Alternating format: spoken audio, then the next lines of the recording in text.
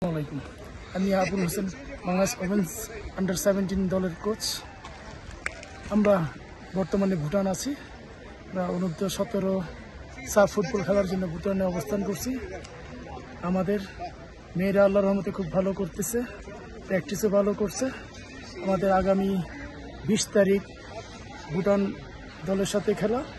আপনারা সবাই দোয়া করবেন আমরা যেন সুন্দরভাবে সুস্থভাবে জয় নিয়ে মাঠ থেকে আসতে পারি, সেই দোয়া করবেন। আমাদের মেয়েরা আল্লাহর রহমতে ভালো আছে, দেশবাসী আমাদের জন্য দোয়া করবেন। ধন্যবাদ। আমাদের দলের প্রথম ইঞ্জুরি কথাটা বলি। আমাদের দলে ইঞ্জুরি নাই, মানে যা থাকে এটা খেলোয়াড়দের সবসময় থাকে, এটা মেজর কোনো ইঞ্জুরি নাই। আমাদের দলে আল্লাহর রহমতে সবাই সুস্থ আছে। হ্যাঁ, মাঠের ব্যাপারটা আমরা তো আজকে আমাদের 2টা সেশন করলাম, আমরা গতকালকে আর আজকে করলাম। আমাদের এইখানে ভুটানে অনেক, আপনারা জানেন, অনেক এই স্টেমিনার অনেক সমস্যা হয়, বেদের অনেক সমস্যা হয়, যার কারণে এটার মিলাইতে গেলে আমাদের 2 দিন আসতে সময় লাগছে। ইভেন মাঠ, আমাদের ঢাকার মাঠ আর এইখানের মাঠ অনেক ডিফারেন্স, কারণ এইখানের মাঠগুলি খুব ফাস্ট থাকে এবং ওয়েদারও খুব হার্ড থাকে, যার কারণে একটু সময় লাগে। আল্লাহর মতে খেলার আগে আমাদের মেয়েরা ভালো করবে, ভালো হয়ে যাবে ইনশাল্লাহ।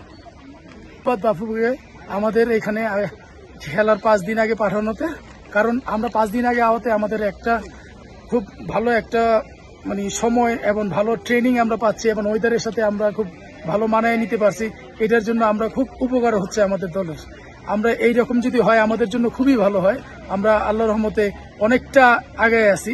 আমরা ওয়েদারের সাথে এবং পরিবেশের সাথে আমরা খাপ খাইয়ে নিছি। ইনশাআল্লাহ আমরা ভালো করবো ইনশাআল্লাহ। ধন্যবাদ।